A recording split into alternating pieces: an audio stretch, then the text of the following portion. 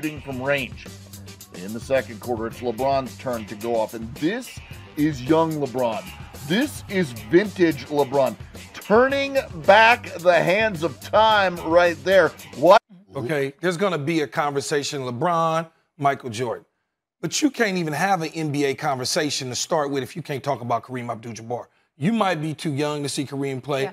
I was young enough to see him play. Toward the end of his career, he still had dominant years. You can't start that conversation without mentioning him. I get it. Michael Jordan changed the whole way we look at basketball and the tennis shoe game and all those sort of things. And LeBron is doing what he does. I don't put them against each other. I know a lot of people want to do that. I will never do that because Magic can be in that conversation as far as I'm concerned. Now when you talk about from a Lakers standpoint, he get another championship in L.A., he can maybe get a statue on the backside of Staples over there on the other side, not in the plaza level where everybody's at, but on the backside. He get 3, he goes in front with everybody. That's the way I look at his Laker legacy because when LeBron first came out in this situation and we were talking about getting him, I really didn't want him. I did not, and that sounds crazy, right, Stephen A? Yes, it is crazy. I was like, man, I don't want LeBron. And the reason it's not anything personal because he's a friend of mine. I didn't want him because I am a Kobe guy. And I didn't want him threatening the legacy of Kobe Bryant. Right. But I take him full now. That's my dude now. I'm with him. I'm riding with him. There's nothing that's going to threaten the legacy of Kobe Bryant. I can tell you that. That's number one. But number two, when people ask me what a 5th ring would mean for LeBron James, I say not much. Not much. And here's the reason why not much. He's already on the Mount Rushmore of basketball. Already. Where's he going? I mean, he's already, I'm telling you right now, the NBA, this is their 75th anniversary season. There has not been 3 players on a complete level better than LeBron James in the history of basketball. He's already there. And when we talk about Michael Jordan and we talk about Kareem Abdul-Jabbar, Kareem Abdul-Jabbar, 19-time All-Star. Yes. All right, 6-time champion, 6-time MVP. Obviously surefire Hall of Famer, the greatest scorer in the history of basketball. And by the way, the only individual in the history of the game with one unstoppable move. Nobody else, Skyhook, nobody else in the history of basketball has ever had one unstoppable move other than Kareem Abdul-Jabbar. Period.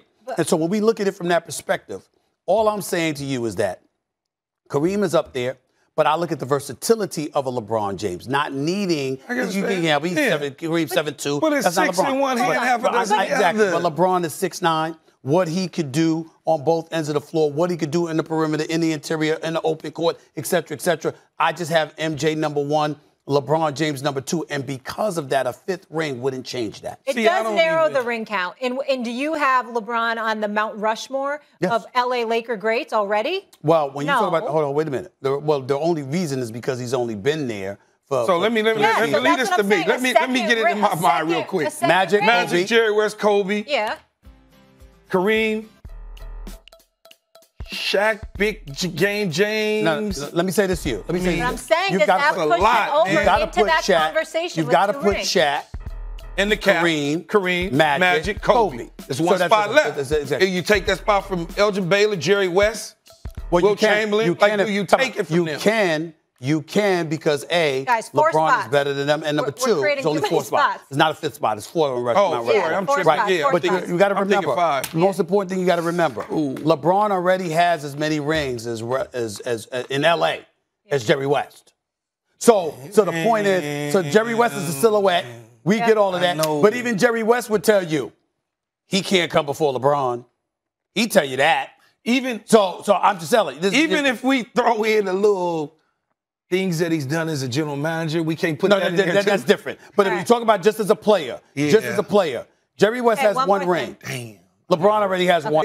And it's championship or bust for us. That's how it has to be. Is it championship or bust for the Los Angeles Lakers this upcoming season? The great Carmelo Anthony was absolutely correct. I have no rebuttal.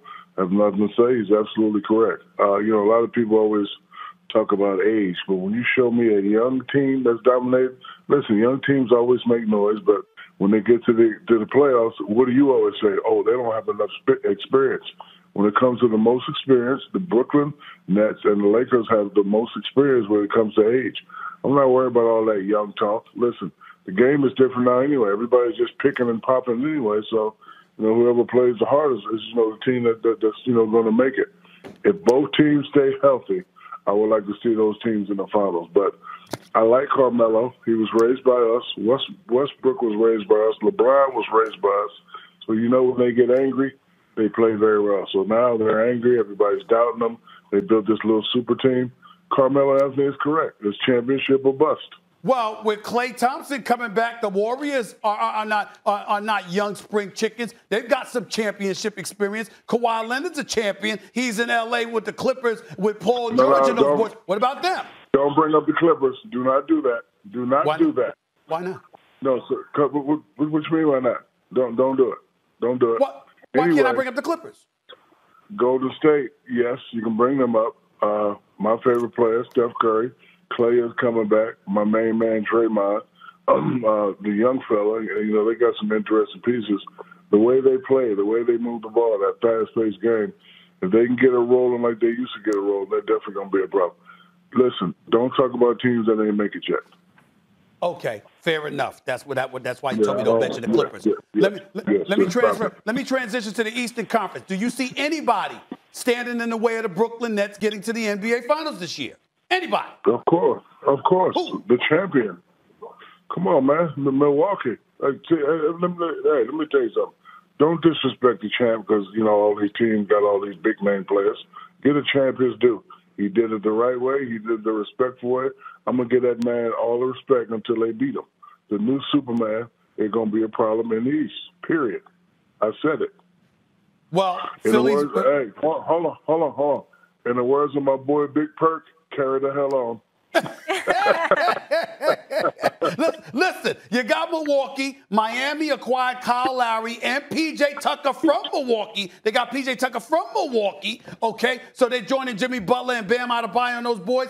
Miami is a threat. Philly is still there. The Atlanta Hawks were in the conference finals. You don't give it. What about those guys?